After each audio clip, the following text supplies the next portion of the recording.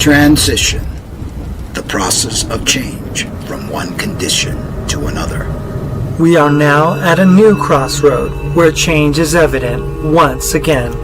What does not serve us must transform us anew. Returning to our original state of oneness and true nature of that which created who we truly are. Confusion was the way of the past. Enlightenment is the way of the now and future, shedding away the layers of deceit. We now bring you the transformation of the two who started as one. Our fearless planet never stands still.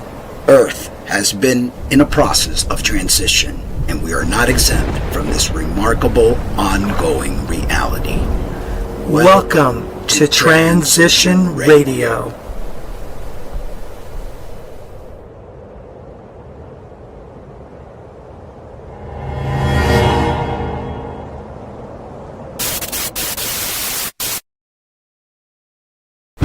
Transition, the process of change from one condition to another. We are now at a new cross. And I don't know why that played twice, but welcome and good evening, everyone. I guess, yeah, sometimes things just... Yeah, it just had a mind of its own. Had a mind of decided to share our open... Twice, because it's Christmas, so the gift that keeps on giving. That's twice as nice. Twice as nice. Double your flavor. Yeah, double your flavor. Double make Totally, that was weird. We're aging ourselves. Yeah, we are. God, I feel old, 61. Well, I feel old too. Yeah, but 55. Yeah, I still have a lot to catch up with. No, I don't think I'll catch up to you. Yeah, well, eventually. Eventually we'll be 61, then I'll end up being 67. And then we'll be the same. It won't matter. It won't matter. We'll be wearing diapers and all that stuff. So anyway, yeah, thank you guys for tuning in. And for those that are watching not live and later, thank you for watching, for sharing, hitting that notification button and all that jazz to try to get the word out. Yeah, I mean, it's been a day, right? Yeah. This day is always a big day for many people. Yeah, I'm glad that I don't have for to. us, it wasn't just a big another deal. It's just another day. What day is it anyway? It's Thursday. Oh yeah, it's Thursday. Yeah. It's Thursday. It's Thursday. another Show day. night. Yeah. Show night. But I know that there are people out there that still celebrate. They need that comfort. They need those memories, from childhood, and they hold on to it for dear life. No judgment. Everyone is where they need to be. But I personally am glad that, it's not something that that really holds me. But anyway, when I said good evening, and I use that phrase with a heavy asterisk today, as we will discuss shortly the importance of words. But for the sake of convention, Merry Christmas. And merry it may be, but Christmas is something entirely different than what 99% of the population believes it to be. Mark, look at the date on the calendar, December 25th. It is a date that billions of people are currently recognizing as the birth of a historical figure. But if we look at the astronomy, not the theology, but the astronomy, we find a story that is written in the sky, not just in a book. Mm-hmm. And before we go any further, just to be crystal clear with our listeners, what we're doing today is part investigation, part symbolism, and part radio theater. Wow. We're exploring patterns, mythic overlays, the way humans have mapped meaning onto the heavens and the body. Take what resonates, leave what doesn't, and I guarantee you there won't be any pop quiz at the end. Of course not. But yes, this isn't us handing you the one true answer. This is us saying there's a deeper layer here. And if you've ever felt that, you're not crazy. You're curious, which is a much better look. We're sitting here on December 25th, but to understand today, we have to look at what happened just 4 days ago. You're talking about the winter solstice, December 21st. Precisely. December 21st, shortest day of the year. The day the darkness wins, and at least it feels like it does. We've researched the work of astro-theologians like Santos Bonacci and others in that lineage, people who read sacred stories as sky stories, And when you look at the mechanics of the solar system from the northern hemisphere, something profound happens around that date. The sun, from our perspective, reaches its lowest arc in the sky, its lowest declination. It appears to bottom out on the tropic Capricorn. And this is measurable. If you were tracking the sun with a sextant or a sundial, you would see it's lowering until the solstice window. And then to the naked eye, the miracle happens. Or if you want the older, darker word, the death happens. For a few days, the sunrise and the sunset points barely shift. The sun seems to pause. It looks suspended. In ancient observational terms, you could say the sun was still. Not literally dead, not physically gone, but symbolically stalled, entombed in winter, like it hit the cosmic snooze button. And here's where the myth starts to snap onto mechanics like Velcro. Because across cultures, you see the same story. The light descends, is absent, is tested, and then it returns. A death and return motif. Now, some esoteric schools like to point out the Southern Cross, the crux, as a dramatic constellation in the southern sky, and they weave it into this solstice tableau. Depending on your latitude and what you're tracking, you may or may not see that exact alignment the way the story tells it. But symbolically, the image is potent. The sun on a cross in the depth of winter for a span of days. And then we arrived at this day, December 25th. In the old language of signs, this is when you start to notice the return, the tiniest shift, the faintest promise. The sun begins to climb again. The first hint that spring will return, that the harvest will be saved, that humanity won't freeze to death. The sun is born again. So when we say Merry Christmas, we may be unknowingly participating in a seasonal ritual, a ritual that predates any one religion, celebrating the return of the light. Son of God, S-U-N, the light of the world, the Savior. Even if you take it purely poetically, it's one of the oldest human poems. We survived the darkness, and the light came back. But the spell, and we will use that word a lot today, the spell comes from taking this astronomical cycle and personifying it so completely that we forget we're talking about the sky. We externalize it. We literalize it. We turn a cosmic clock into a character. And that personification brings us inevitably to the man in the red suit, Old Saint Nick, Santa Claus. A central figure in the modern ritual, but let's look at what people do with the name. Not as scholarship, but as symbol play. Because language is not only dictionaries, it's also memes, it's also patterns, it's also associative magic. Sometimes it's also your aunt's group chat at 6 a.m. A popular meme is the anagram, Santa, S-A-N-T-A. Swap the N and the T, and you get S-A-T-A-N. Now, listeners, don't sprint to the mute button. We aren't saying Santa is the devil. Although he's wearing red. Well, he's right, yeah. We're saying humans play with symbols, and sometimes the play reveals an underlying archetype.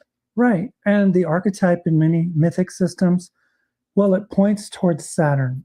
Not as literal etymology, because Santa Claus historically tracks back through Dutch Sinterklaas, but as psychological overlay, the winter father, the elder, the limiter, the keeper of time. Saturn, the planet, the ringed one. And in Greco-Roman symbolism, Saturn is aligned with Cronus, time, the scythe, the harvest, the cold boundary. And how is Kronos depicted? An old man, long white beard, a blade, which we now associate with the Grim Reaper, but which began as an agricultural tool. And Saturn is associated in astrology with Capricorn. Which is exactly where the sun is right now in the seasonal story. The sun is in the house of Saturn. So you get this mythic overlay. Father Christmas, the old man of the north, the keeper of time, the ruler of winter. It's a perfect collage. And whether you see it as a metaphor, synchronicity, or spiritual coding, it's there. But the rabbit hole goes deeper, Mark, because as above, so below. Yeah. If humans wrote sky stories, they often mirrored them inside the body. And this is where the research took a turn that I honestly was not expecting. We have to talk about the claustrum. The claustrum, a thin, irregular sheet of neurons deep in the brain, mysterious, hard to map, and still not even fully understood. And the word itself, etymologically, claustrum means an enclosure, a hidden place, a cloister chamber. Now, to be careful here, the claustrum is not literally Santa Claus, but some modern esoteric storytellers love the sound alchemy of it. Claustrum, the hidden chamber, the secret saint. Santa claustrum. The hidden saint as an idea, as a metaphor, the sacred thing concealed inside the skull. And then we cross into what's often called esoteric physiology. Not mainstream medicine, not a clinical claim, but a symbolic map that shows up in mystery schools, alchemical language, yogic traditions, the idea that there is a subtle substance connected to awakening. In some versions of that map, there is talk of a holy oil and anointing essence. In Greek, Christos, meaning anointed. So when someone says Christ oil, they're often pointing to an inner process, not necessarily a measurable vial of fluid, but an initiatory journey. And that journey in the story begins in the upper room, the head, the temple. And once a month, the myth says, with lunar cycles as a clock, this seed begins to descend. It travels down the spine. The spine or the chimney. You have got to be kidding me. The spine is the chimney? Well, in the symbolic language, yes. And people love the detail. 33 vertebrae, 33 steps, a ladder of ascent and descent in human form. The oil descends down the 33 steps of the vertebrae. It goes all the way down the sacrum. And that is known as the sacred bone, the manger, the lowest point, the place where potential is born in the dark. Now, here's the critical part of the myth, Mark. This seed of awakening is described as fragile. It can be destroyed. In the symbolic system, yes, it can. It's destroyed by stress, by fear, by compulsive overindulgence, by living in a constant state of fight or flight. And whether you take that literally or psychologically, we all know that stress does what it does to the nervous system. It burns you out, it acidifies your mood, and it drains your vitality. So the story is saying if you live in misalignment, what many traditions called sin, meaning simply off the mark, you waste the seed. You kill the seed in the manger. But if we preserve it, if we live cleanly, if we breathe, if we meditate, if we practice restraint, the myth says that the seed doesn't die. It begins to rise. it goes back up the chimney. It ascends back up the 33 vertebrae. It crosses the vagus nerve, the wandering nerve, which branches out into the heart and lungs. And in a symbolic telling, this is the crucifixion moment. Purification through the crossroads of breath and heartbeat. And finally, it reaches the pineal gland in the center of the brain. And what happens then? In the myth, it ignites a flash of illumination, a halo moment. The lamp of the body is lit. You can call it enlightenment, insight, gnosis, or you can call it a nervous system shifting out of fear into coherence. So let me try to summarize this spell we are under. We've been told to look for a magical man, Santa, coming down a chimney to leave a gift in a sock. Correct. When in reality, in this symbolic physiology, the magical substance is an inner potential that travels down our own chimney, the spine, to the major, the sacrum. Yeah. And if we are disciplined, it rises back up, and the gift is clarity, presence, consciousness. We are Santa, Mark, or Santa. We are the chimney. We are the tree. The tree of life is the human nervous system, branching, sparking, carrying current. And the ornaments, the lights, in one interpretation, those are the centers along the way, the nodes, the places where awareness turns on. But we don't see that. We see plastic. We see tinsel. Because the external ritual can become a distraction from the internal reality. And that is the nature of the matrix. It takes a truth, it flips it outward, and sells it back to you as an object.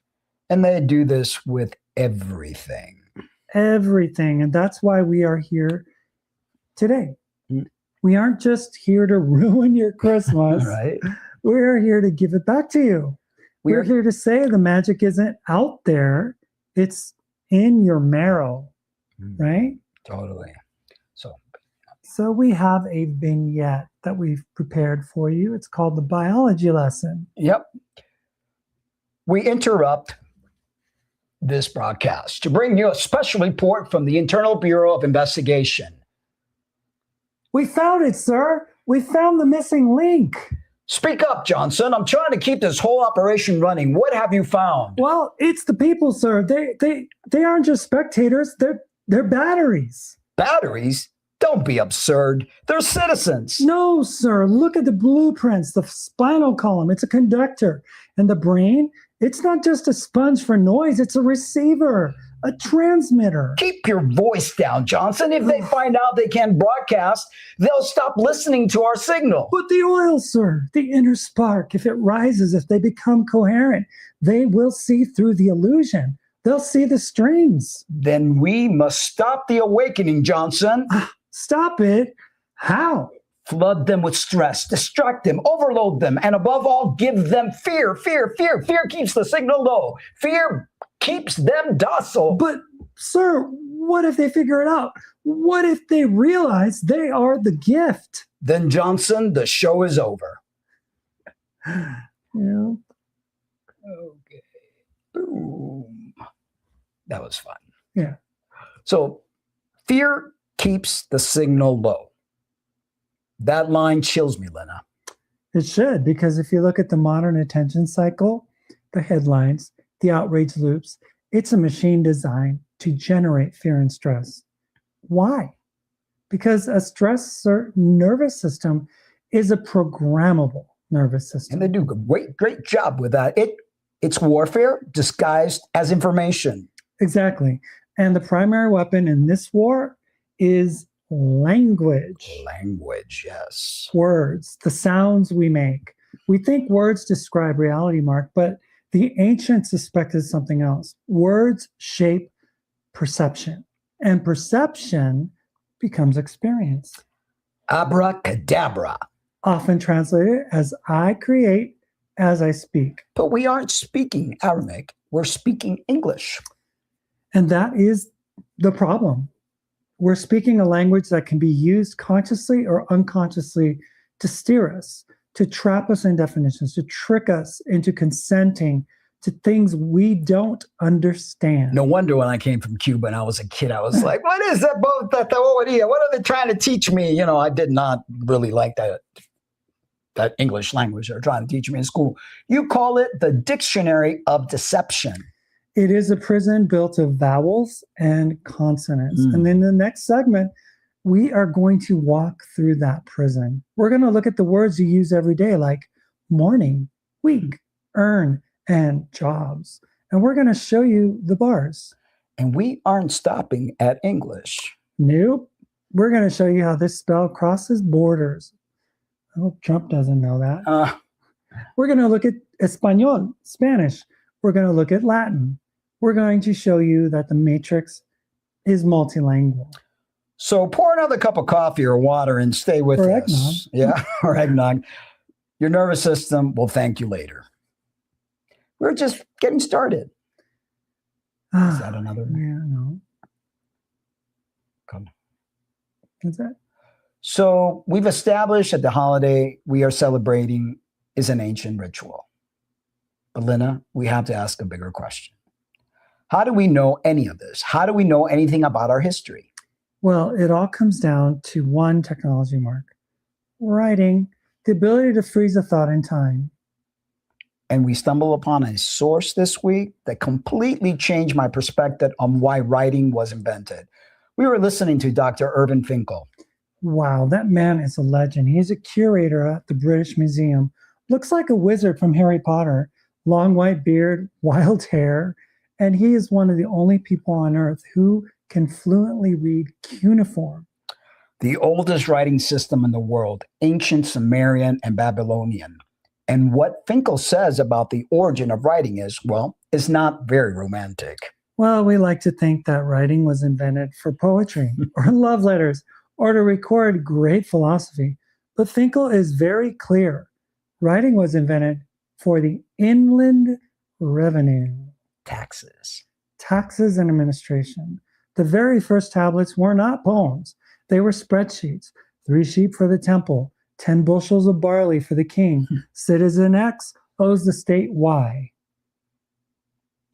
So the word, this magical tool of creation, was originally designed as a tool of commerce. It was designed to track property.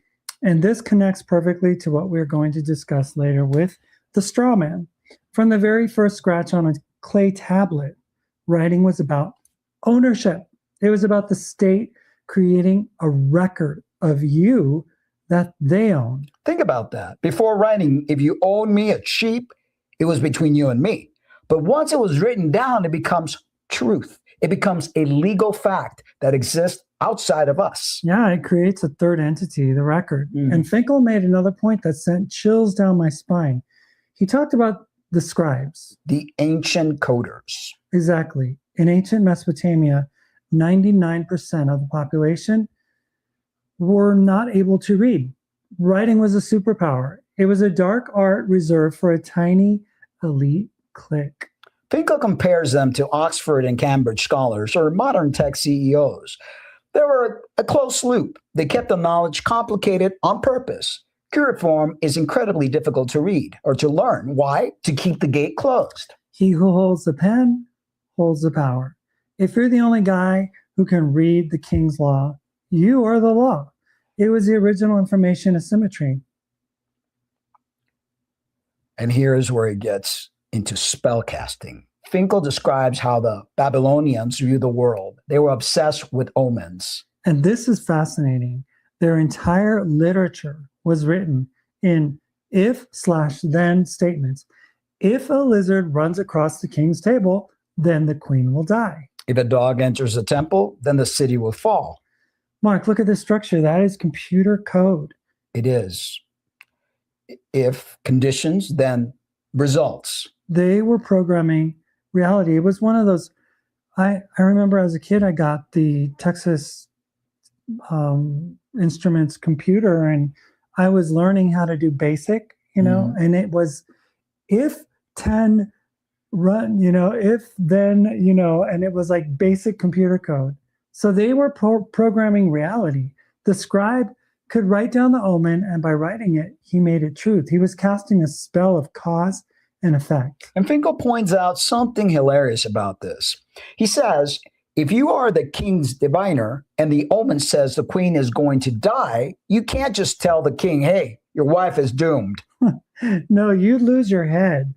So the scribes had to learn to manipulate the language. They had to create wiggle room. They had to use words that sounded like truth, but left a back door open. And that is the birth of politics. That is the birth of legalese, the art of saying something without saying it to avoid liability. And we see that in action right now. Yeah, it is the term of service again. The scribe creates a text that binds the king but protects the scribe. But the biggest bombshell from Finkel, and the one that really ties into our maritime theme, is the Ark tablet. Oh, this is the Indiana Jones stuff. Yeah, Finkel found a tablet that is 1,000 years older than the Bible, and it tells the story of the Great Flood, the story of Noah, but in this version, the main character is named Atrahasis. And these instructions for the boat are different. In the Bible, the Ark is a rectangle, a big box. But Finkel translated the original blueprint, And the ark wasn't not a box. It was a circle. A coracle, a giant round reed boat, like a basket. And it was waterproofed with bitumen. Oil, pitch black, goo. Now, why did God send the flood? This is the key. In the Bible, we're told that it's because humans were sinful. Right. We were wicked. We needed to be punished. But in the Osir-Hayes' tablet, the God sent the flood because humans were too noisy. Noisy? Yeah. The text says the noise of mankind was keeping the gods awake. We were breeding too fast, having too much sex. We were consuming too much. We were irritating the elites. That sounds uncomfortably modern. It sounds like the overpopulation narrative. There are too many eaters. They're making too much noise. We need to call the herd. We need a great reset. So the flood wasn't a punishment for sin per se. It was a noise control operation. It was a way to silence the population. And today, Mark, the flood isn't water. It's information. It's debt. It is commerce. We are drowning in the current sea. And the scribes are still here. They just wear suits now. They write tax codes. They write the user agreements. They write the laws that nobody reads. And just like the ancient farmer, we sign the clay tablet because we don't know what it says. We found vignettes that dramatize this moment.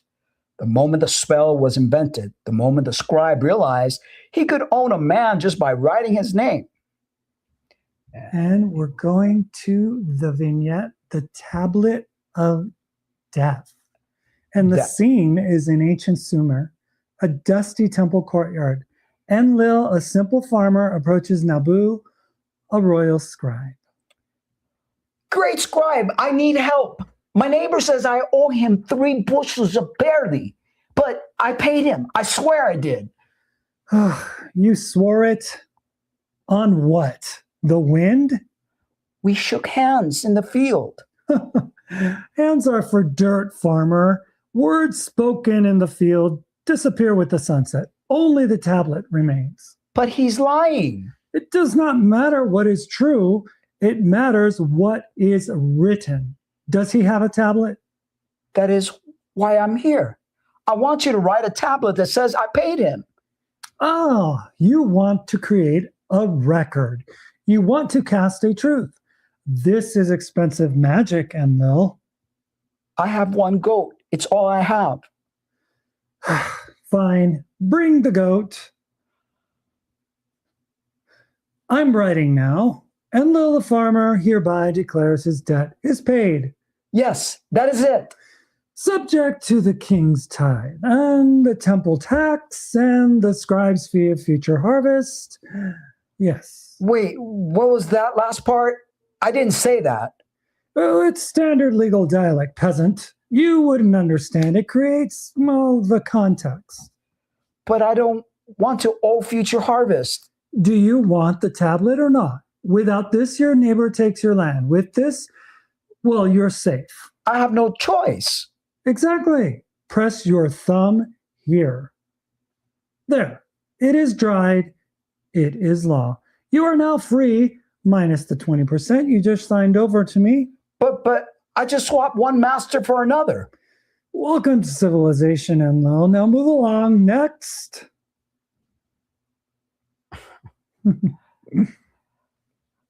Yeah, well, welcome to civilization. That hits hard. It's the birth of the Matrix, Mark. In that moment, Enlil stopped being a free man and became a contractor. He became a subject. And notice the trick. The scribe used standard legal dialect to entrap him. You wouldn't understand. How many times have we heard that? Mm-hmm. Don't worry about the fine print. It's just standard procedure. It is the scribe's spell. They use language to create a barrier between you and your property. And Finkel quoted the philosopher Wittgenstein at the end of his interview. And this is a quote that should be tattooed on everyone's arm. The limits of my language means the limits of my world. Wow. Say that again? The limits of my language mean the limits of my world. So if you don't have the words to describe freedom, you can't be free. And if your language is full of traps, words like work, and mortgage and person, then your world will be full of traps. The scribes knew this. They designed the language to limit us. They gave us a vocabulary of servitude. But the jig is up. Thanks to people like Finkel, we are digging up the old tablets and we are seeing the code. And once you see the code, you can hack it. So with the spirit of the ancient scribes in mind, let's open the dictionary. Let's look at the spells they wrote for us, and let's start breaking them down one by one. So the dictionary of deception, let's go into it.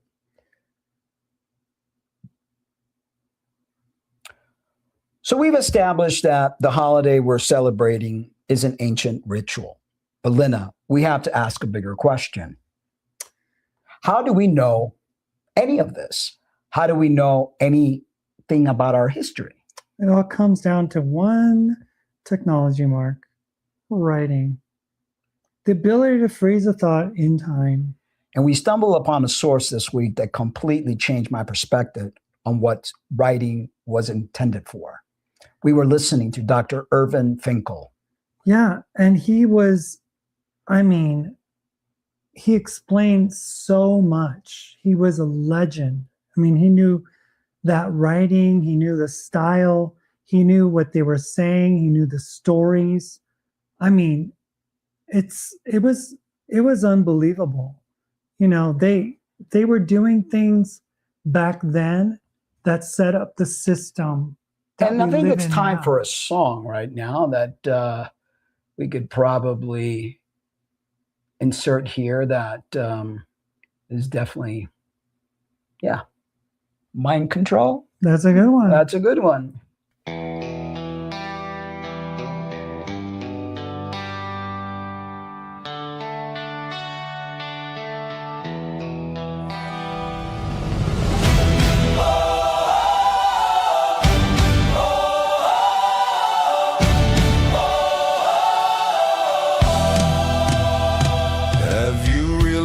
My people, that this world you claim to live in, can it be all an illusion? And can they be pulling our strings? Now I hate to be a burden and ask you to think for once, but this governmental system is destroying everyone. Mind control, mind control, mind control.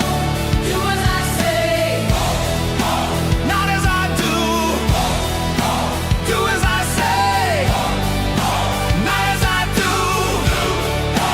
Do as I say, not as I do. Putting two and two together shows the answers to you clear. It's a fascist institution, and they have you filled with fear. Now they have it all together, and they clearly run the game. We are peons on the table, and our lives are clear and safe. Mind control, mind control. Do as I say, not as I do. Do as I say, not as I do. Do as I say, not as I do. If you question our beginning, you will realize the truth. All the fairy tales they fed us are beyond the solid truth. Our beginning much impressive. Our creator was much more kind than that fear-provoking God that they taught you and designed. Mind control, mind control, mind control. Do as I say, not as I say. Do as I say, not as I do. Do as I say, not as I do.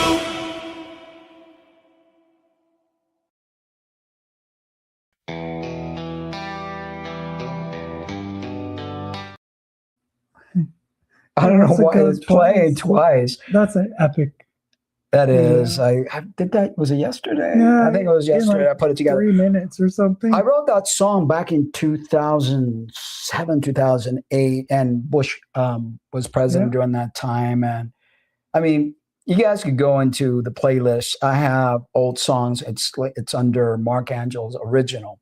And a lot of the songs that I'm repurposing now and using Suno to create all sorts of productions with it. But I love that rendition of it. Oh, yeah. It's really, and it was prophetic too. Because because back then, 2007, who would have 2008, thought I know. we would live in this world right I know. now, where That's why I was. those ICE agents look like goons, like the Hitler Gestapo. Yeah. And I mean, people go back in the channel and you'll see I was making all sorts of videos trying to wake people up. Everybody thought I was crazy back then, but now I'm like, okay. Did your mom think you were crazy? All my friends and people. But, there's still people now that I get into arguments with online that they're not aware of what's actually happening. And they just say I'm crazy. And I'm like, dude, you just have no clue, Even with all the things. They're blind. A lot of them are Christians and they're blind. I think a lot of them are NPCs. Probably. Non-playing characters. Yeah, totally. So in the beginning was the Word. It is perhaps the most famous opening line in history. But we have to ask ourselves, which words and who defined them? That is the question. We established in the last segment that the matrix, the system of control we live in, isn't just political or economic, it is biological. But the software that runs that biology is language. We often think of language as just a tool. I have a thought, I wrap it in a word, I send it to you, you unwrap it, simple communication. But the ancients didn't see it that way. To them, language was resonance. It was vibration. And this brings us to the most fundamental concept we need to understand today: phonetics versus spelling. This is critical. We are taught to read with our eyes. We see the letters, but our subconscious mind, the part of us that runs 95% of our biology, doesn't read. It hears. It deals in sound. Exactly. The subconscious mind is literal and phonetic. It doesn't care how you spell a word. Well, it only cares about the frequency the sound generates. And this is where the trap is laid. The elites, the sorcerers of this system, they use homophones. Words that sound the same but have different meanings. That's why, like I said, I've never understood the English language. To me, it just makes no sense. They use these to bypass your conscious filter and plant a seed of negativity in your subconscious. If you don't memorize a word when you're reading it, because nothing ever sounds the way that it's spelled. A lot of times. Yeah, not every time, but yeah. But a lot of times, it's very confusing. But let's look at the word spell itself. We assume it means arranging letters, but casting a spell is an act of magic. Why do we use the same word? Because they are the same action. When you learn to write, you're learning spelling. You are learning to cast. And where do you learn the rules of this magic? In grammar. And look at the etymology of grammar. It comes from the Old French grammaire, which is the root of the word grimoire. A grimoire is a book of magic spells, usually for summoning spirits or binding entities. So in school, we aren't learning communication. We are learning the grimoire. We are learning how to bind our thoughts into a rigid structure. And how do we write this structure, or used to? In cursive. I always wonder why they got rid of cursive, but cursive, which sounds exactly like curse, Eve, or if, a curse. Think about the cursive writing does. It links the letters together. It binds them. It is a form of binding magic, connecting the flow of thought into a fixed, unchangeable line. Have you wondered why they got rid of cursive? I mean, it would not allow us to spell cast, right? So we couldn't use our power. We couldn't create on words, with words anymore by unlinking the cursive and making it print. Right. Then it's disjointed, right? Right. That's just my thoughts. So we have the grimoire, the grammar, the spell, the spelling, and cursive. And this is the foundation. Now let's look at the life sentence that this system builds for us. And we call it a life sentence intentionally. A sentence is a grammatical term, but it's also a prison term. You serve a sentence, you execute a sentence. We are literally writing ourselves into a prison cell with every paragraph. Let's walk through a typical day in the life of a modern human and just decode the spells they cast on themselves. It starts the moment you open your eyes. You wake up, and what is the first thing you say? Good morning. Now, your eyes see morning, but your subconscious hears mourning. Mourning, grief, sorrow, the state of lamenting the dead. Think about that. You're just regaining consciousness after sleep, and your first command you give your reality is, I am grieving. And consider the word wake. I just woke up. A wake is a party for the dead. It's a ceremony you hold before the funeral. So you hold a wake in the morning. You are reinforcing the vibration of death before you even brushed your teeth. And then you have to go to work. But on which days? The weekdays? Phonetically, the week, W-E-A-K days, week. The days that drain your power. The days that make you feeble. We do this for 5 days straight. We drain our batteries. We become weak. And finally, we reach the collapse point, the weekend. The weekend, the end of your strength. You are spent. You are exhausted. And why do we do this? What is the goal of the cycle? We say we go to work to earn a living. But again, the subconscious hears earn. You are N, a vessel for the ashes of the dead. I'm dying to earn a living. We even use phrases like, I'm working myself to death.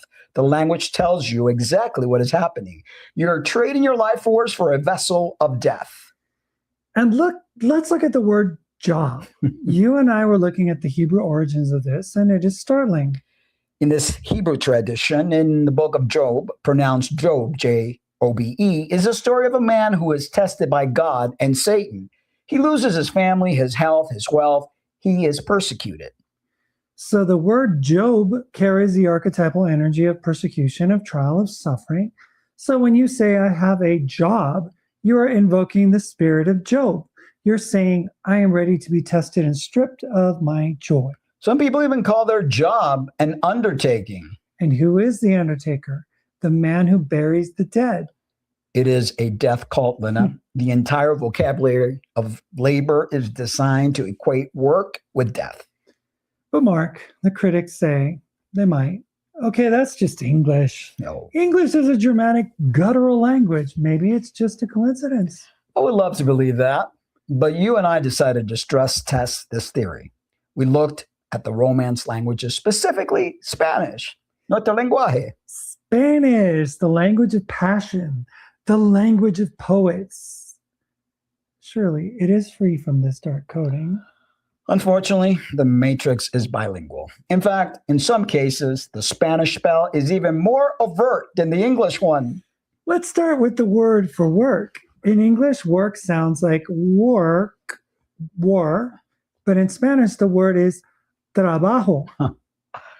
Trabajo, it sounds robust. Me voy al trabajo. But if you trace the etymology back to Latin, trabajo comes from the word tripalium. And this is absolutely horrific. The tripalium was not a tool for farming. That's how you pronounce that. It was not a tool for building. It was an instrument of torture. Specifically, it was a structure made of 3 sticks, tripalium, to which a slave or a prisoner was tied to be beaten or burned. So historically, etymology and vibrationally, when a Spanish speaker says, I'm going to work, trabajar, they're saying, I'm going to be to the torture rack. They are invoking the energy of suffering. Estoy trabajando literally implies I am being tortured. For some people, their job is torture. And we wonder why we feel drained on Monday mornings. It's not just the schedule, it's the spell. Here's another one that blew my mind, Mark. Relationships. In English, we have husband, Mhm. house band, the one who binds the house, and wife. But in Spanish, what is the word for wives? Esposas. And Mark, what is the word for handcuffs? Esposas. They are identical, not a homophone, the exact same word. Think about that psychological impact of that. For centuries, every time a man introduces a spouse or a woman identify herself as a wife, the brain registers, this is my shackle. This is my restraint. It equates love with imprisonment. It equates partnership with a loss of freedom. That isn't accidental, Mark. That is social engineering embedded in the tongue itself. And then there's the psychology of passivity. In English, we say to wait. In Spanish, the word is esperar.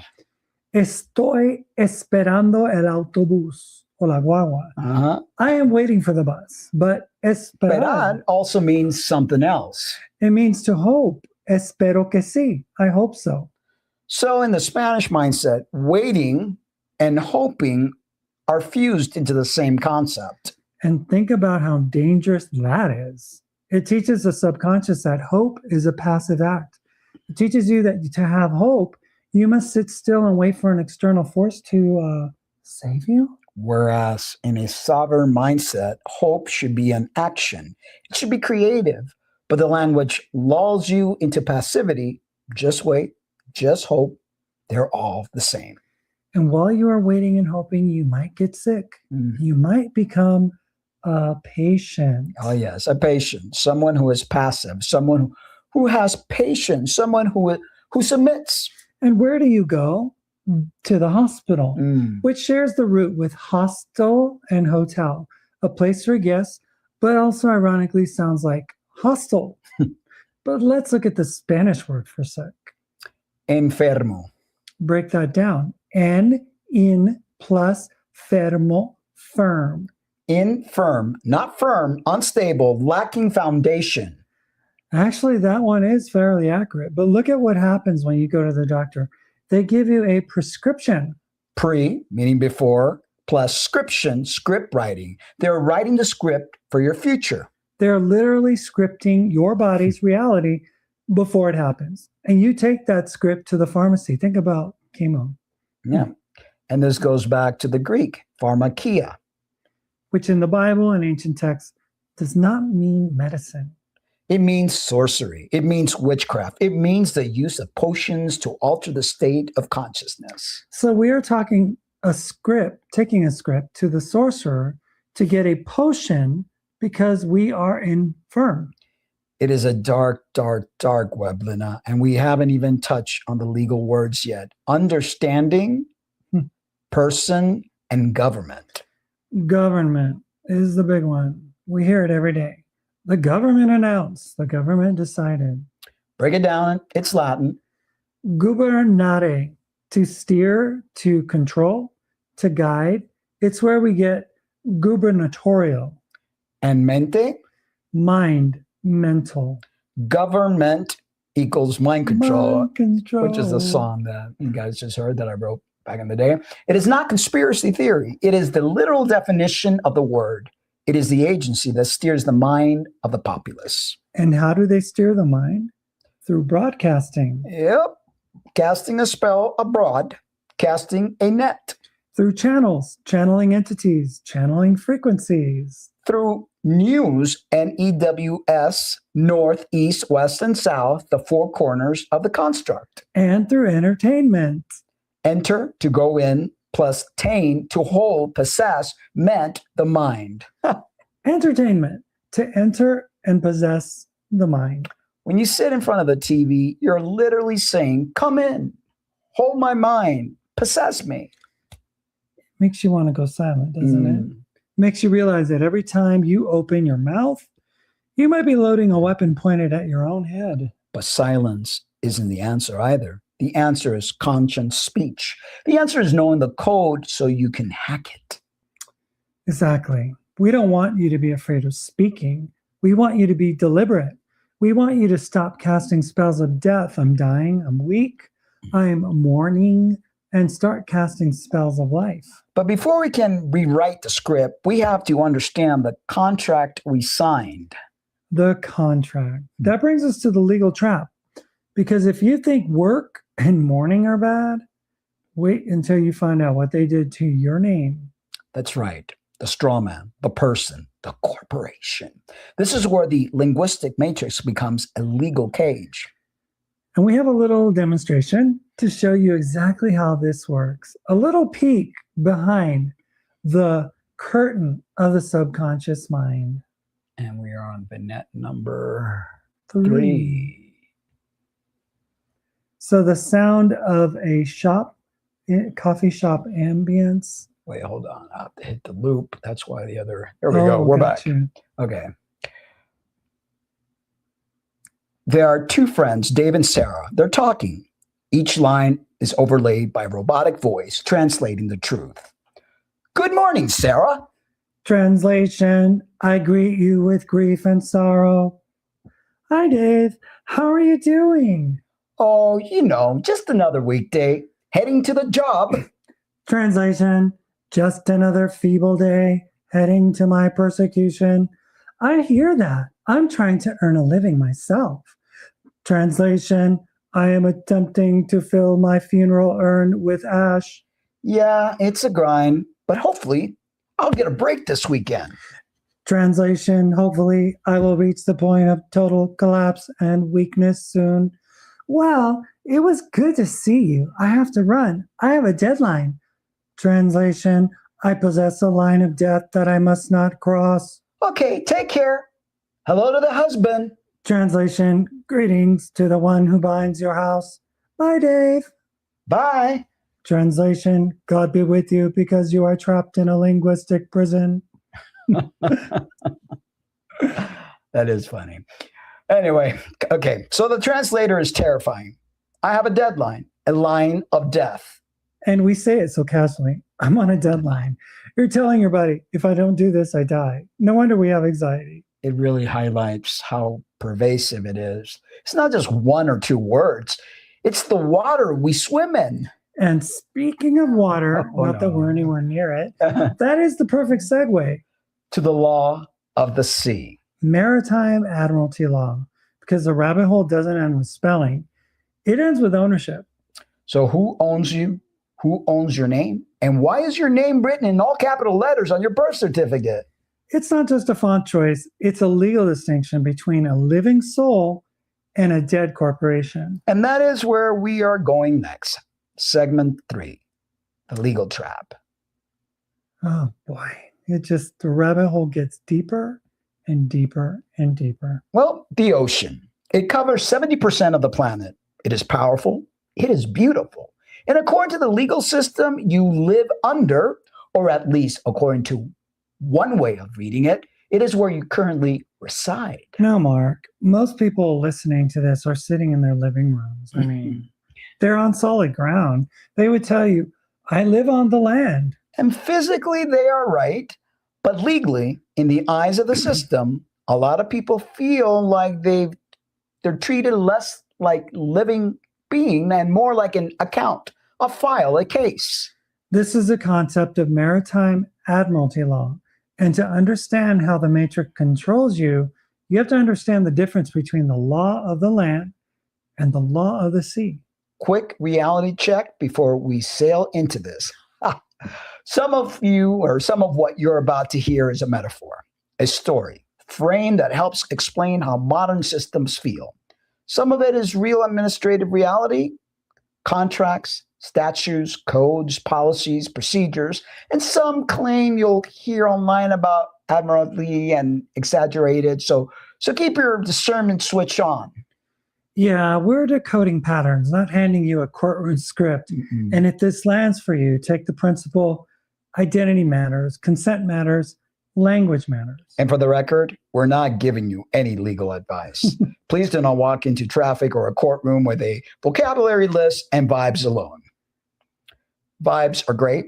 Vibes are not counsel. So let's break it down. Historically, common law, the law of the land, is simple. It is based on do no harm. If I punch you, I harmed you. If I steal your car, I harmed you. But if I break a contract, I harmed you. In common law, there must be a victim. There must be a damaged party. If there is no victim, there is no crime. That makes sense. It's intuitive. It's moral. But the system we live under today often doesn't feel like common law. It feels like rules, codes, fees, and compliance. And that's where maritime law comes in, at least historically. This is the law of commerce, the law of banking, the law of high seas. Why the sea? Well, because historically, when ships travel between nations, they weren't on anyone's land. They needed a different set of rules to govern trade, cargo, and currency. Maritime law is not concerned with quote unquote justice or quote unquote rights. It is concerned with contracts and the movement of goods. And here's the trick, the claim, the alleged magic trick. The greatest magic trick the elites ever pulled was moving the entire population off the land and onto the water, legally speaking, without us ever even noticing. And they did it by changing the language. They turned you into a ship. It sounds insane. I'm not a ship. And I would like to confirm you are, in fact, not a ship. Unless you've ever said I'm underwater this month, in which case, congratulations, you've been drafted into the Navy. But look at the words surrounding your birth. This is where the metaphor gets really eerie. It begins with the mother. She is the vessel. And when the process begins, what happens? Her water breaks. Her water breaks. The fluid is released. The ship creates a wake. And the baby, the new vessel, begins its journey down the birth canal. A canal, a man-made waterway for the transport of goods. And when the vessel arrives in the end of the canal, it is delivered.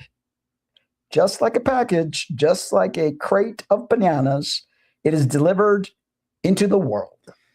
And even if you don't buy the ship metaphor, here's the part nobody can deny. Modern systems are built to process humans at scale. And when you are processed at scale, you become a file, a case, a number. We've all felt that. The phone tree, the form, the press 1-4. The moment where you realize the system isn't looking at you, it's looking at a category. And who is there to receive the cargo, to receive the delivery? The doc. The doc, D-O-C-K. But we spell it D-O-C. The doctor acts as the port authority. He is the dock master. He catches the ship. And what is the first thing he does? Oh, he cuts the cord. He separates the ship from the mothership. And then he asks the parents to sign a document. The birth certificate. Now, people think this is just a record. Oh, it proves I was born. But in the language of commerce, a certificate can also function as a title, a registration, a record that creates an entity that the system can track. And this is where the straw man theory appears. Mark, can you explain the straw man? Because this is the hardest part for people to grasp. Okay. In this framework, there are two yous. There is the living, breathing soul, the baby that was crying, and then there's this legal identity, the administrative profile, the paper avatar the system interacts with. Some people call it the second one, the straw man, a fictional entity, a corporate shell, a mask that can be billed, taxed, and regulated. And on the birth certificate, your name is often written in all capital letters. John Doe in caps, not John Doe. Now, we are not saying all caps equal slavery as a universal law, but we are saying that legal formatting often reflects classification, entity, account, registration, file. If you look at any legal document, it's all capital. That represents not you, the human, but you, the property of the corporation America. So the claim is there are two Johns. There is the living John, and there is the John Doe, the paper corporation. The government doesn't own your soul, but it can control what it recognizes. It can control access through the entity. And because we don't know the difference, we spend our whole lives identifying as the straw man. Which brings us to the courtroom. If you violate the laws of the system, codes, fees, procedures, you get dragged into court. Now look at a courtroom. It has a bar. The railing that separates spectators from the judge. Why is it called a bar? Well, in nautical terms, a sandbar is the place where the water meets the land. When you cross the bar in a courtroom, you are leaving the land and entering the sea. You're entering jurisdiction. You're entering procedure. And who is the captain of the ship? The judge And where does he sit? on the bench. And people love pointing out the relationship between benches and banking. The idea that court is often less about truth and more about settlement. The judge is a banker, symbolically speaking.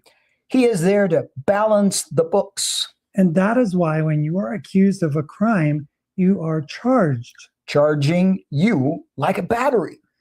And if you're found guilty, you must pay a fine or you are put in a cell A cell, a battery cell. to hold the charge. It creates a complete circuit. You, the source, the straw man, the wire, the court, the appliance, the penalty, the extraction. They are harvesting your life force, your time, your attention. Time is the real currency. And the system is designed to convert time into compliance. Now we need to add something here that balances the intensity because it's easier to hear this and feel hopeless. But the point of decoding is not despair. The point is awareness. Exactly. And here's the grounded truth under all myth and language. Even if you don't buy the Admiralty framing, you felt what it is like to become a case number, a ticket number, a customer number, a please hold while you transfer you.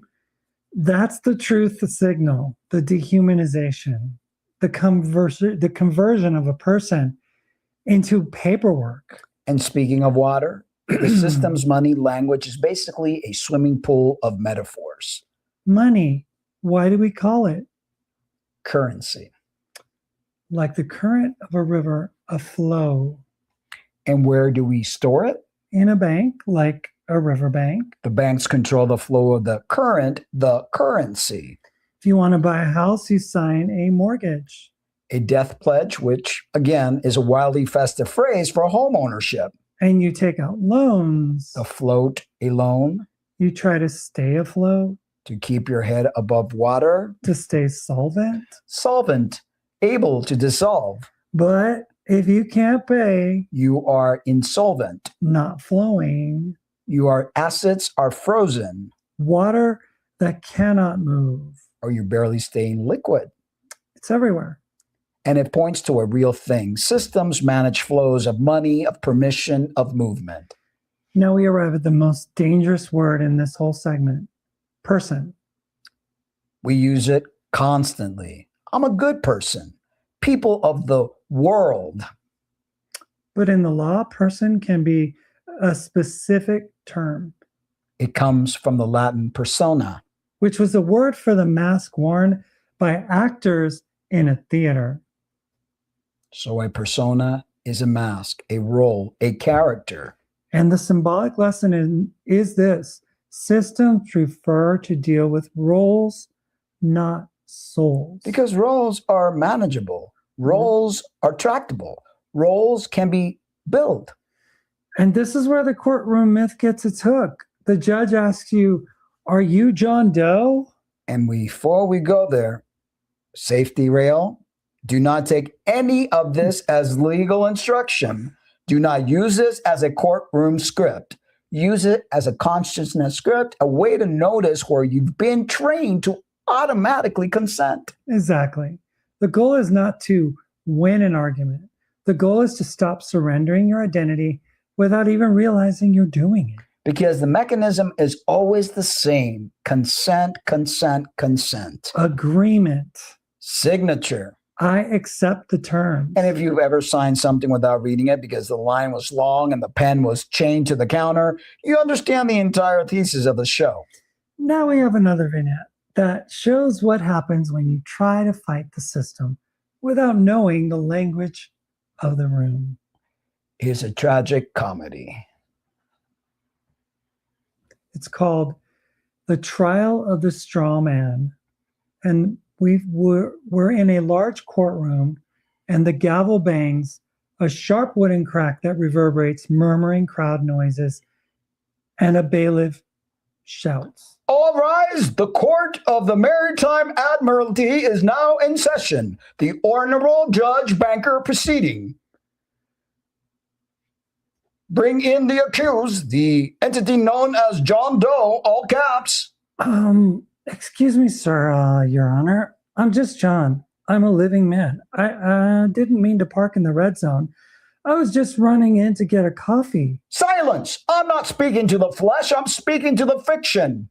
Thank you, Your Worship. The the citizen is charged with violating the current. He was floating in a no-wake zone. We demand he pay the energy tax. I wasn't floating. I was driving my car on the ground, on asphalt. Driving? Car? There are commercial terms, son. You were operating a vessel in commerce. You were navigating the traffic. It's a Honda Civic, not a boat. It has a registration, does it not? It has a title. Then it is known to the port. And look at his ID, Your Honor. Look at the manifest. See that name, John, all capital letters? Is that you? It's my name, so I guess. He admits it. Let the record show the defendant has accepted the contract. He agrees to be the dead thing. We got him, Judge. Drain his accounts. Freeze his liquidity. Wait, I have rights. I have constitutional rights. Rights? Son, you are in the ocean. The Constitution is the law of the land. You left the land the moment you said yes to that name. Corpses don't have rights, John. They have invoices. Take him away. Put him in the cell until he recharges. Corpses don't have rights. They have invoices. That line is funny. And then it's not funny. It's funny because it's absurd, and it's not funny because it points to something real. Systems can treat you like an object if you don't know how they're categorizing you. Poor John tried to use common sense in a procedural machine. Words are weapons in that room. Definitions are offenses. But Lynna, this system is vast. It's global. It's not just parking tickets. It's the entire structure of the modern world. Identity, access, movement, permission. And as we move into the next segment, we have to look at how this old paper and ink version of control is being upgraded, because they aren't using paper birth certificates anymore. No, they are moving to something far more efficient. Digital ID. Oh, yes. The digitization of the profile. And the use of platforms to police the current. If the judge was scary, wait until you meet the algorithm. We are moving from the ocean to the cloud. And the cloud is just water vapor, isn't it?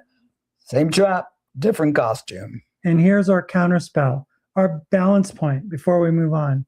If language can be used as a cage, it can also be used as a key. We're not just exposing the spell. We're learning how to speak ourselves free. Decode, then rebuild.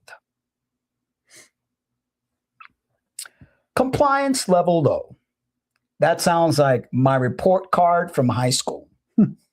Sounds like the future, Mark. And unfortunately, the present.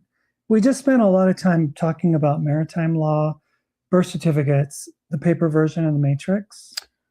The analog trap. But the architects of the system aren't using paper anymore. They've upgraded the software. Strawman is no longer just a file cabinet. It's becoming a digital ID. And this is where the rubber meets the road. Because you might say, who cares if my name is in all caps on a piece of paper? But when that piece of paper becomes a QR code on your phone, and that QR code controls your ability to buy food, travel, or speak, that's when the spell becomes a cage. Quick reality check again. The same one we did in segment 3. Some of what we're describing here is already happening in bits and pieces. Some of it is projection, and where this could go, scenario. And the details vary widely depending on the country, state, and company. So don't panic. Use discernment. The goal is awareness, not paranoia. Exactly, because fear is the oldest trap, and we are not feeding it. Now let's look at the etymology of the digital world. It is terrifyingly honest. Start with the web. The World Wide Web. What spins a web? A spider. And what is the purpose of the web? To trap prey. Exactly. We're surfing the web. Mm-hmm. We are flies caught in a sticky network designed to hold us. And to access this web, what do you need? You need a net, the internet. Again, a device for catching things. And if you've ever watched someone doom scroll for 2 hours, yes, the net is working. And once you are in the net on the web, you visit a site. A site is a location, a fixed place. You're pinned down. And to move around, you use a cursor. A cursor, someone who places a curse. You are cursing the screen with every click. You're casting spells of attention. It's almost comical how blatant it is. Come into my web, use the net, follow the cursor. But the most dangerous word in the digital dictionary is user. User. There are only two industries that call their customers users. Illegal drugs and technology. Because both rely on addiction. Mm-hmm. They rely on a dependency loop. When you are a user, you don't feel like a citizen. You feel like a habit. And this brings us to the terms of service. The TOS. The scroll of text that nobody reads. You just click, I agree. I consent. In that moment, you have signed a contract. Now, safety rail, we're not saying every term of service is evil. We are saying most people would be shocked if they read what they routinely agreed to. And the pattern is the same as the whole show. Consent without comprehension. You have waived rights you didn't know you had. You have agreed to be governed by the corporatocracy. Let's define that term, corporatocracy. I can't even pronounce it. Corporatocracy. No. Corporatocracy. Corporación, que no sé qué coño se madre. Corporatocracy. Yeah, that word. We established that a corporation is a dead body. Corpus. So a corporatocracy is rule by the dead. It's almost like that corporate, that just doesn't Corporation. float. Yeah, corporation I could say, but corporatocracy. Okay, it's necromancy with spreadsheets. Like necromancy. Yeah. Look at who actually runs the world right now. I mean, is it the politicians? Nope. They're the puppets. The real power lies with the mega corporate networks. Elon, Jeff, all these different people that people know by first name basis. Mark. Yep. Asset managers, boards, regulatory capture structures that most people never see. Now we're going to be careful here. People throw around company names like they're comic book villains. Reality is more complex. Ownership webs, funds, clients, and legal structures. But the grounded truth is simple. A small number of institutions can have outsized influence over who gets funded, what gets amplified, and what gets normalized. And how do they control the population? They don't need soldiers on the streets anymore. No. Soldiers are messy. Soldiers are expensive. They use algorithms. The algorithms. Break that down. The go movement, rhythm, pattern. The pattern that makes you move. It's a digital drumbeat. It's a spell. The algorithm decides what you see. It decides what you feel. If they want the population to be angry, they just tweak the code to show you outrage. If they want you to be scared, they show you a crisis.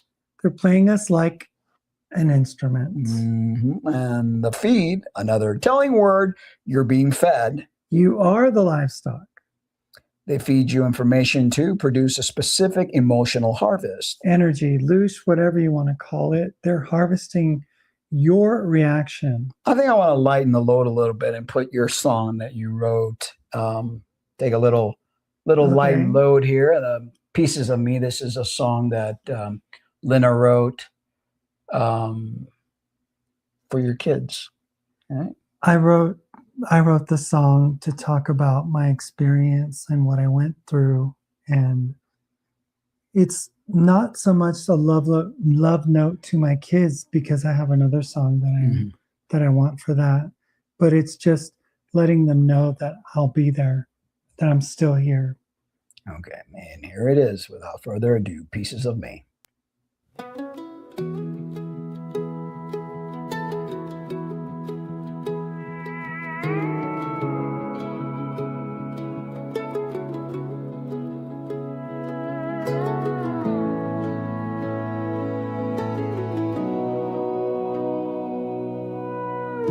I've walked a road that's long and wide, and torn between the truth and where I hide. The crash was silent, but it hit me deep. A truth that woke while the old life died. I lost my way, I lost the fight, but I'm still here, still chasing light. I've given it all and I've lost much. The years slip by, I'm still out of touch, but I've got this fire burning inside. I'll rebuild this life, no place to hide. No place to hide. Oh, I'm picking up the pieces of a life that's gone and changed. I've been broken, I've been bleeding, but I'm learning to rearrange. The story's still unwritten, but I'll find my way again. Pieces of me, oh, rising. In the pieces I'll begin.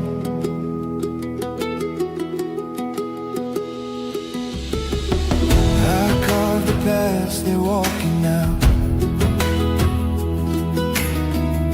but I'm a ghost, I'm not alive. I taught them prayers I don't believe. Now those same words won't let them see. They grew up in the space I left behind, a different world, a different kind. No meaning left for me to hold inside a story I once told. The past can hurt, it can weigh me down, but I've learned to rise from the lost and found. I won't stay down, no, I won't stay small. The person I am is standing tall.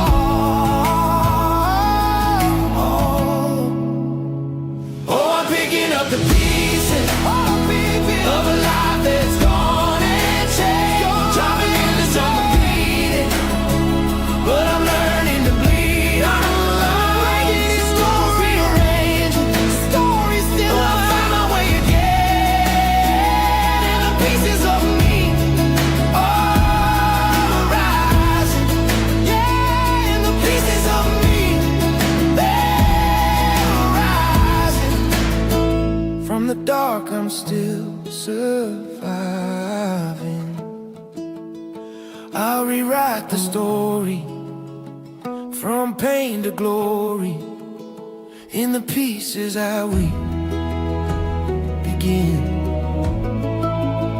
In the pieces I will begin.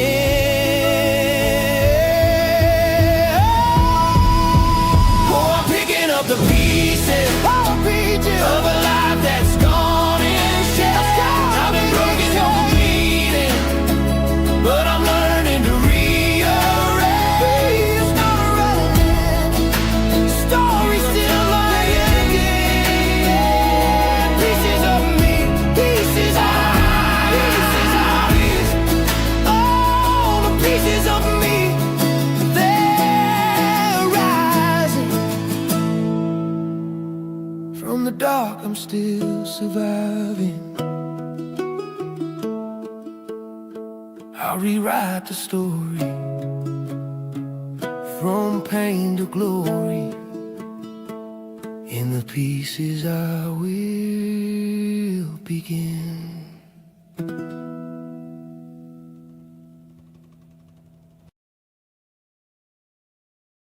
I'm sure a lot of people could relate with that song, whether you're trans or not. I mean, it's life is hard. Life is hard for all of us. But I'm very proud of you for putting your feelings into words and being able to create music with that great tool app, Suno. I mean, I tell you, I'm old fashioned, and I didn't realize how much one can do with AI applications. It's amazing. So if you're a musician, let the tool be used for good. Yeah. There's a lot of dystopian things about AI that people talk about, but in this aspect, it's a creative juggernaut. It's opened my world up greatly. I mean, I've always been writing, as you could see in my playlist. There I have over 160 songs between my stuff I did with Jessica, and when we had our group Transcend, and it's a great tool. And I always had a hang up with writing because, I mean, it was just not, it didn't flow for me to put things to pen and paper. But my thing was always to play worship on the piano, do singer-songwriter stuff, play some songs that were known and stuff, and play covers and that kind of thing, but mostly Christian stuff. So I had a real hang up, only until the last couple of years with even playing at all. I mean, we bought the keyboard when we moved back here, and I've been playing it a lot. And it's been a really great creative outlet. But Suno takes that to another level because, you don't have to be a super pianist, or you can get a steamy hot guitar lick from a studio musician, customized for you and what you call for. You can get a choir of children. I mean, you can just all kinds of different sounds. So let's get back to this. So we were talking about that they were harvesting your reaction, loosh, whatever you want to call it. And this is where social media becomes an ultimate maritime trap. Think about the terminology. We have channels. Like a waterway. We have streams, like live streams. More water. We're surfing. We are in the cloud. Water vapor. We are worried about virality. Virus. And a mix of water law and disease language. And the ultimate punishment in this world is deplatforming, as they've done to us. Being thrown overboard. If you speak against the current, if you try to swim upstream, the system can delete you. They cut out your tongue. And this connects back to the straw man, because in the near future, and we're seeing early versions of this already, talking about it, you may not be able to access essential services without a digital identity layer. Your pass. And that ID can be linked to your biology. Your face, your fingerprint, your retina. So the mark is no longer on a piece of paper. It's on your body. And if your score, your compliance rating drops too low, access denied. You can't buy, you can't sell, you can't travel. You are frozen out of the current. It is the ultimate realization of the oldest control fantasy, permission for basic life. Now, this is the part where people can spiral. So let's ground it again. The deeper truth isn't the future is doomed. The deeper truth is systems incentivize control because control is profitable. And the good news is that incentives can be hacked. They can be refused. They can be starved. So, Lynna, this sounds dystopian. It sounds like we are heading into a digital dark age. We are heading into a checkpoint. Humanity is definitely at a crossroads. We could choose to merge with a machine to become total users, or we can choose to remain human. That's human, Hueman. Hue, light, color. Man, mind. The being of light and mind. The machine has no light. It has electricity, but it has no soul. It has no hue. And that is our advantage. We are the glitch in their system because we are unpredictable. We are creative. Algorithms can only predict based on past data. They cannot predict a sovereign soul acting in the moment. But to be that sovereign soul, we have to wake up from the digital trance. We have to realize that the phone in our hand is not just a tool. It can become a leash. And we have a vignette that illustrates exactly where compliance culture goes if we never sever the cord. Yeah. And the vignette is called The Checkpoint. Number 5, right? Next citizen, 749 Bravo, please approach the scanner. Oops, hold on. I have to do the loop. Oh, yeah. Here, it's on my wrist. Just scan it. I need to get to the grocery sector. Hold on. Scanner is flagging red. Red, that's impossible. I paid my carbon tax. I watched the mandatory briefing. Says here you engaged in unauthorized linguistic activity yesterday. What?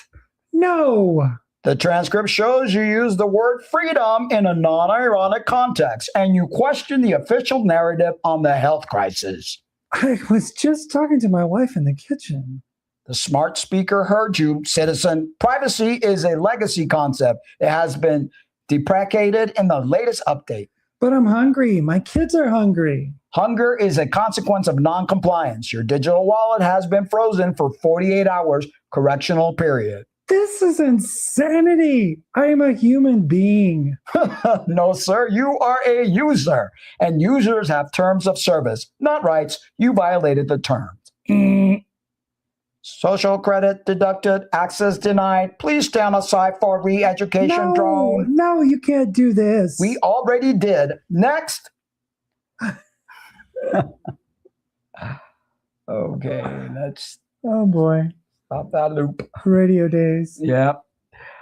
Well, Users have terms of service, not rights. that is a terrifying truth of the digital age.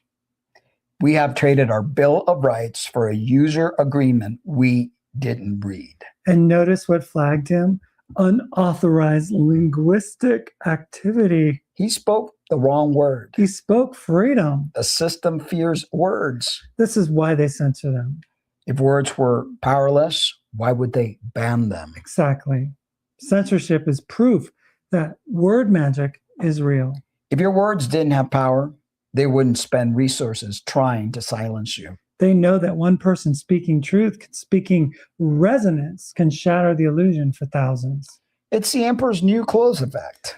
The moment one child says, "He's naked," the spell breaks. And that is our job, to be the child pointing at the naked emperor. But to do that, we have to survive the transition. We have to navigate this digital minefield without losing our souls. And that brings us to the solution. Because we did promise you a way out. We aren't going to leave you at the checkpoint. We are going to show you how to bypass it entirely. We're going to talk about the frequency shift. Why the old world grid of control is failing, even as it tries to tighten. And we are going to give you protocols. Daily habits that make you harder to steer and easier to heal. And here's the counter spell before we move on. If language can be used as a cage, it can also be used as a key. We're not just exposing the spell. We're learning how to speak ourselves free. Decode, then rebuild. Okay, so let's shake that off. We just walked through the darkest valley of the control grid. Digital ID, compliance culture, the algorithm as judge and jury. It's heavy, Mark. I mean, and I know the listeners feel it. When you look at the architecture of the matrix, how it captures your attention, your identity, your language, you can feel hopeless. It feels like the walls are closing in. But, and this is the most important but of the entire show, if the system was truly all-powerful, if the control was absolute, they wouldn't be trying so hard. Exactly. You don't build a digital fortress around a prisoner that is asleep. You build it around a prisoner who's waking up. We were talking about this today during breakfast, that a lot of people are realizing, like the old world and the orphan trains and all these things are coming up more and more, and people are realizing. So the intensification of the control grid, the censorship, the pressure, the fear loops isn't proof of their strength. It's proof of their panic. And this is where we pivot, because we promised an exit. And the exit is not just political. It's not vote harder, or it's not argue louder, and it's not even win the system's game using the system's language. The exit is vibrational. Now, Steelman moment, because this is where people split into camps. Some of what we're talking about is spiritual framework. Some of it is personal experience. Some of it is pattern recognition across a lot of testimonies. And some of it is not going to be proven in a laboratory the way a chemistry equation is proven. So here's the deal, okay? You don't have to believe any of it. You just have to listen to the truth signal underneath it. Are you becoming more sovereign or more afraid? Because fear is gravity, and love, real love, is lift. To understand this theory, we have to look at the work of Dolores Cannon. For those who are new to that name, Dolores was a hypnotherapist who worked for decades. But she wasn't doing typical hypnosis. No, not just quit smoking and stop biting your nails. She developed something called quantum healing hypnosis techniques, QHHT. She guided people into very deep trance states where the conscious mind quiets down. And in that state, she claimed she could communicate with what she called the subconscious, the higher self, the larger part of the person. Now, whether you take that literally, psychologically, symbolically, here's the data point that matters.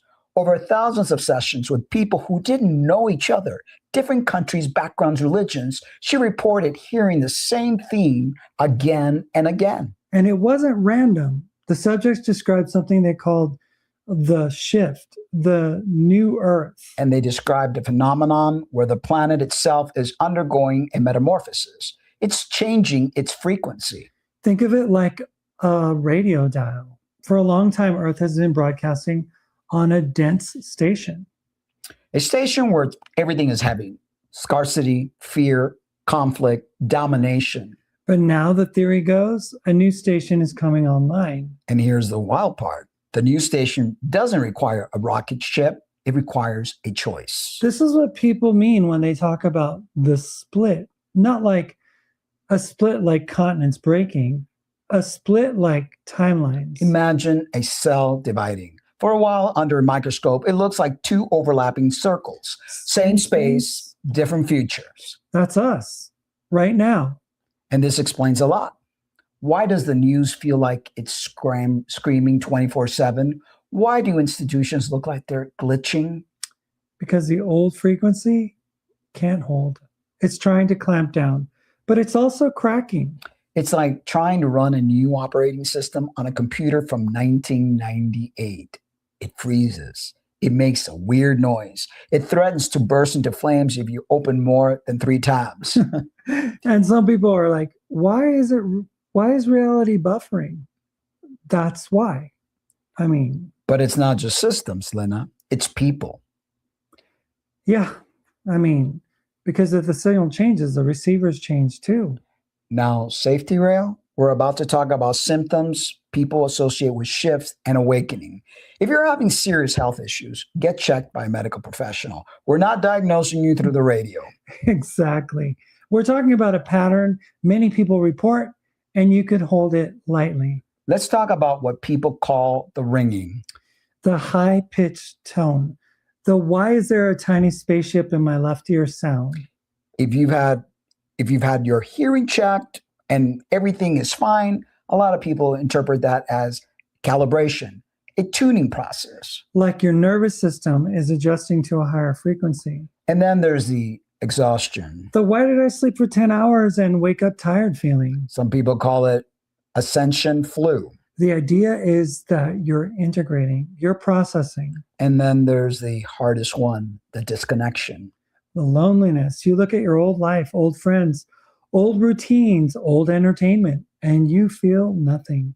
It's not that you hate it, it's that you can't resonate with it. You go to dinner table and the conversation's all gossip, outrage, and fear, and you feel like you're visiting a planet where everyone breathes a different kind of air. That can be painful. Because you want to bring everyone with you, but each soul chooses its own station. Now here's where the Dolores Cannon framework gets really interesting. She talked about something called the volunteers. The idea is Earth was in trouble. After World War II, with the nuclear age, humanity had the power to literally wipe itself out. Toddlers with matchsticks in a fireworks warehouse. And the story says, whatever you call the higher intelligence, source, God, council, source, whatever, it couldn't interfere directly. Free will. So the loophole was volunteers. A call went out. Earth is in trouble. Who's willing to go down there, take a body, forget who they are, and hold the light? And the story says millions volunteered. Dolores describes 3 waves. The first wave, born late 40s, 50s, and 60s, the pioneers. They cracked the concrete. They didn't fit in. They felt alien. Some struggle deeply, depression, addiction, wanting to exit early because the density here felt unbearable. They did something important, though. They made it possible for more light to enter. Then the second wave. Born in the 70s and 80s, that's me. These are the healers, the teachers, the bridge builders. I was back in the 60s. I'm old. They're the ones who started talking about energy without whispering. They normalized meditation. They made therapy less taboo. They made healing a conversation at the kitchen table. And then the third wave, The new kids. millennials and Gen Z, and the younger ones behind them. I think it's Alpha. Yeah, I think. something like The that. ones who arrive like, wait, you want me to live to live to work and be afraid and call that normal? They are system busters. And they do it without even trying. They just don't comply with the old script emotionally. No, we're not saying every person in those generations fits nicely into each box. But as an archetype, it is useful. Because it reframes something. If you felt like you've never belonged here, you may not be broken. You might be here on purpose. If you felt the why do I feel different ache, this theory says you came to anchor a different frequency. And that brings us to the most empowering idea in this whole segment. Your job isn't to fight the system all day. Your job is to remember who you are. Because when you remember, your frequency literally changes. And when your frequency changes, your choices change. And when your choices change, you stop feeding the machine.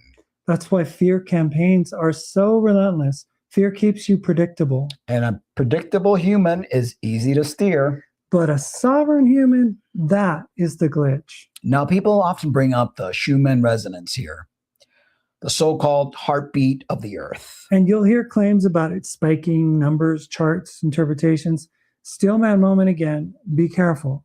Some of that data is misunderstood or misrepresented online. But even if you ignore the charts entirely, the lived reality is still true. People are waking up. And you can feel it. Old narratives aren't landing the way they used to. Things that used to hypnotize people don't hypnotize them the same way. Because the spell is weakening. So what's the exit strategy? Well, it's not running to a bunker. It's not hoarding. It's not screaming into the void. The exit strategy is ghosting the machine Withdrawing your consent from the old frequency. and anchoring yourself in the new one. You stop feeding the louche. You stop feeding the outrage. You stop marinating your nervous system in fear And you start living like you're already free. because you are. The door is open. The only thing keeping most people in that cage is the belief that it is locked. Now, is this too positive? Is this wishful? Here's a grounded truth anchor. When you change your inputs, you change your outcomes. When you change your habits, you change your biology. When you change your language, you change your psychology. That's not woo. That's cause and effect. And that's why the final segment matters so much, because we're not leaving you with theory. We're giving you protocols, Daily practices. small actions that shift your signal. The Boxing Day detox.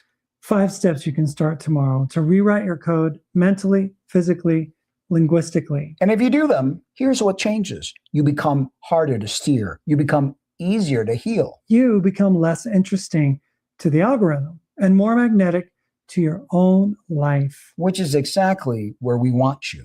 And here's our counterspell before we move on. If language can be used as a cage, it can also be used as a key. We're not just exposing the spell, we're learning how to speak ourselves free. Decode, then rebuild. Absolutely. We are here, the finish line. We have deconstructed the holiday. We have decoded the language. We have exposed the legal trap, and we have walked through the digital prison. But information without application is just information. And we're not here to leave you in a pile of concepts and goosebumps. We're here to give you something you can do tomorrow morning. A protocol, A practice. a way to stop being steered. We call it the Boxing Day detox. Traditionally, Boxing Day is when you clean up the wrapping paper and eat the leftovers. Which is already spiritually accurate because half the holidays are just sweeping up glitter and wondering how it got in your socks. Yeah, but for us, Boxing Day takes on a new meaning. It's the day you box up the old reality and ship it out. It's the day you detox your mind, your body, and your vocabulary from the spells of the Matrix. So we have a grand total of 5 protocols. 5 specific actions. If you commit to these, not just for tomorrow, but as a lifestyle, you become harder to program. And easier to heal. Now, again, another moment of Steelman. You don't have to believe any of the mythic framing we used earlier. You don't have to believe in loose or timelines or oil descending 33 steps. You just have to test what changes your nervous system, because the truth is usually very simple. Does this make you move calm, more clear, more sovereign? Or does it make you more anxious, more reactive, more controllable? If it raises your signal, keep it. If it lowers your signal, question it. Okay, protocol number 1. Protocol number 1, the water ritual. We touched on this earlier with Dr. Emoto's work. Now, safety rail. We are not saying water is magic in a Harry Potter sense. We're saying that ritual focuses intention. And intention changes your state. And your state changes your biology. And why water? Because you are mostly water. Mm-hmm. Your brain is mostly water. So your first input of the day matters. Every morning before your first sip of water, coffee, or tea, bless it. And no, you don't need a robe. You don't need a wand. You don't need to be bilingual in Latin. You hold the glass with your both hands. You look at it and you speak one high frequency word into it. Love. Gratitude. Clarity. Health. And then here's the key. You mean it. You visualize that word moving into the water. And you drink. You're swallowing a new script. Not a prescription. A self-scription. A living script.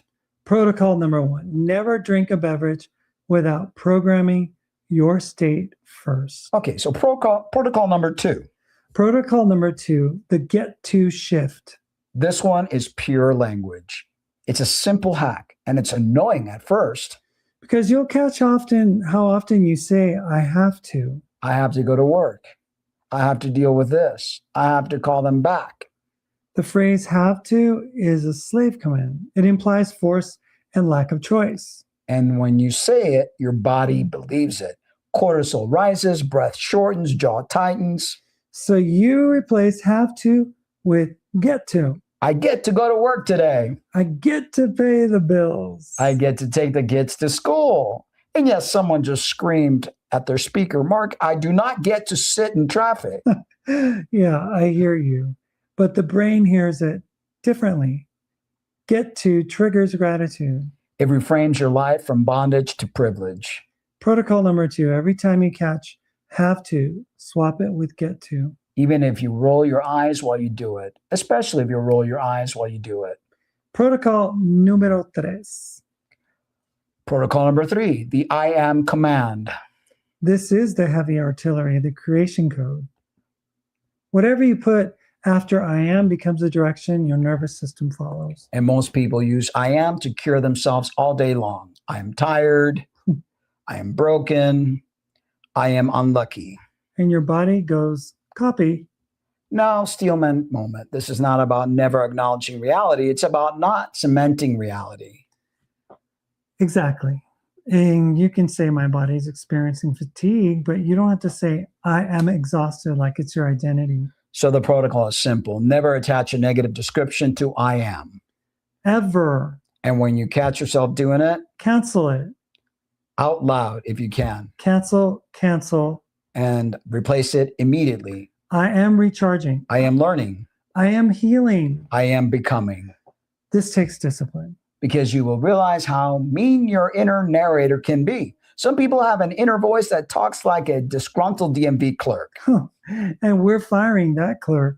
Protocol number 3, guard your I am. Protocol number 4, Protocol number 4, the digital fast. because you cannot vibrate at a higher station if you're plugged into a fear machine all day. Now, safety rail again. We're not saying technology is evil. We are saying use it, but don't let it use you. So the protocol starts with the first hour of the day. No screens for the first hour. The golden hour. When you wake up, your brain is highly suggestible. If the first thing you do is scroll, you let the world program you before you even stand up. So instead, drink your programmed water. Do your I am. Stretch. Look at the actual sky. The real one, not the wallpaper version. And during the day, use a ratio. For every hour of screen, aim for 2 hours of analog reality. Nature, Conversations, cooking, a physical book. anything that reminds your nervous system we are on Earth. Protocol number 4, the digital boundaries are spiritual boundaries. Protocol number 5. The sovereignty declaration. This is the final step.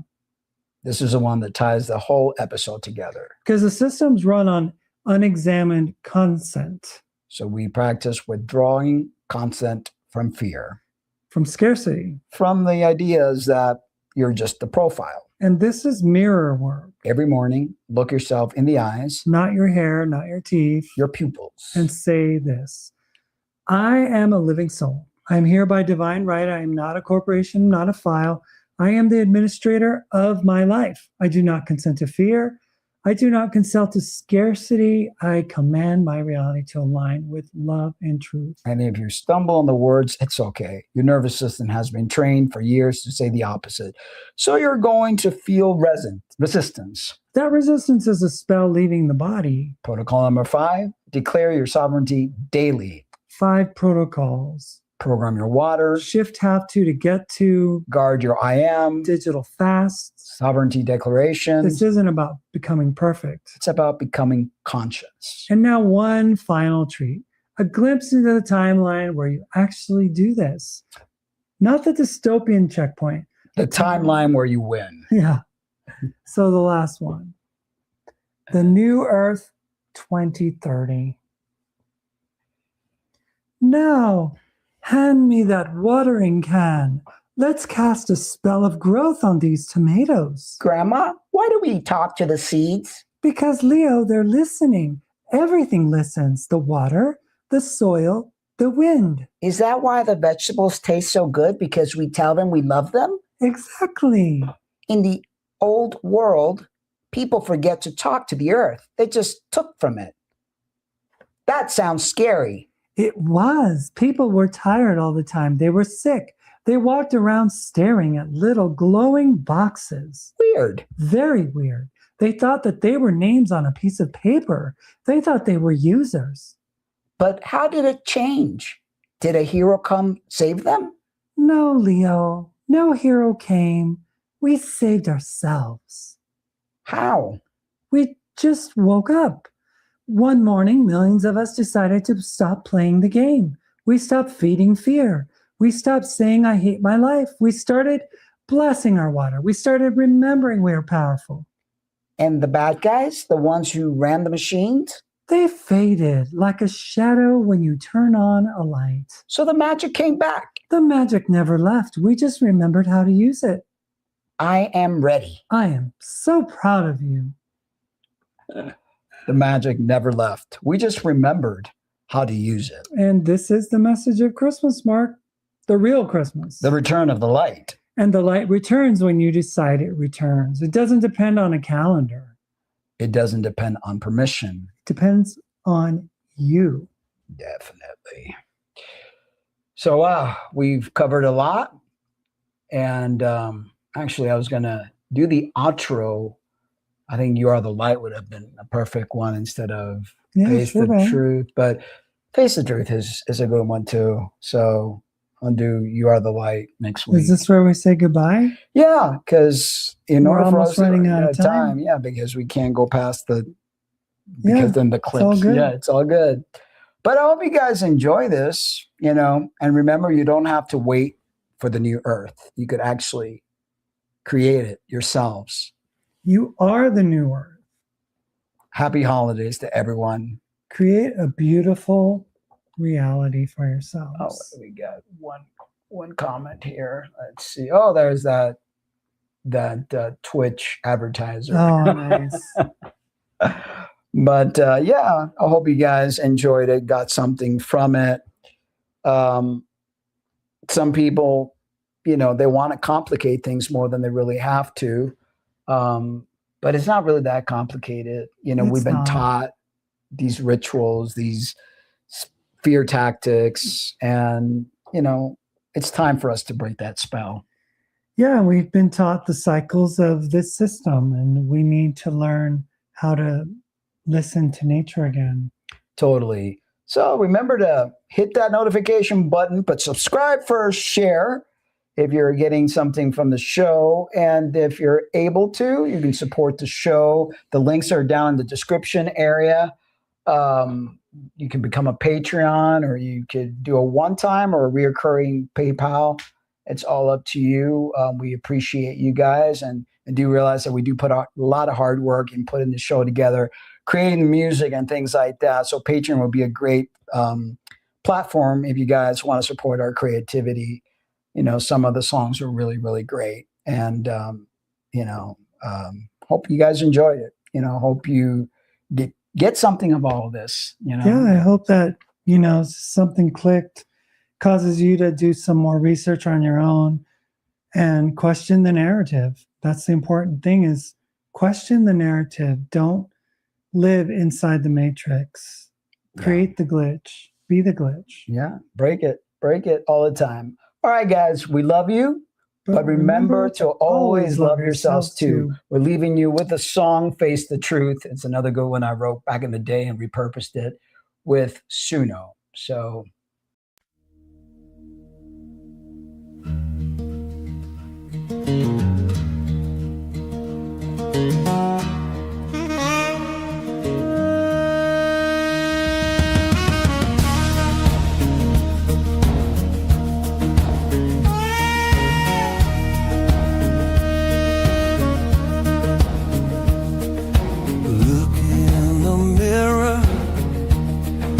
search for the truth. Changes are coming that will affect you. You can no longer hide. You must face the truth inside. The voices that you hear, your conscience that's a lie. It's a lie.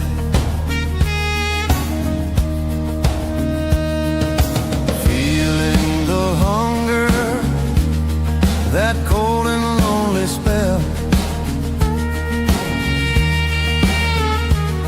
that's stirring beneath you. It almost feels like hell. You can no longer hide.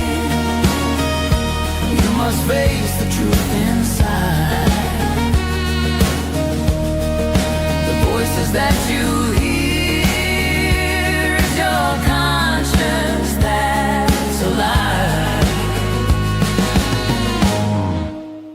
It's a lie.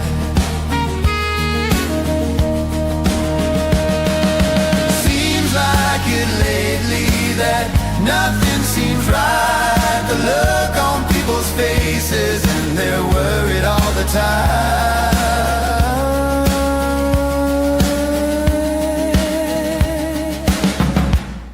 You can no longer hide. You must face the truth inside.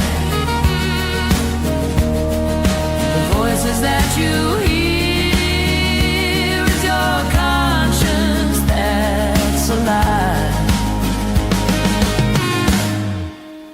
it's a lie.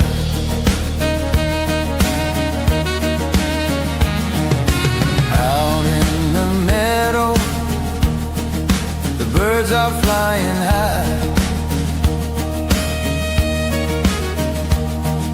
The young cub is awaiting his mother to provide. You can no longer hide. You must face the truth inside. The voices that you hear is your conscience that's alive. It's alive.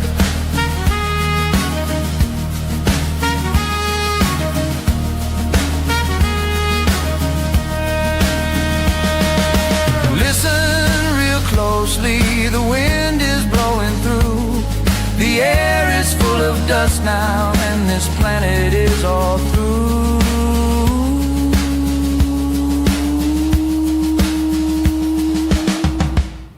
You can no longer hide.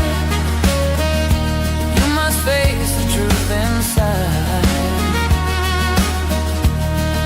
The voices that you hear, your conscience that's alive. It's alive.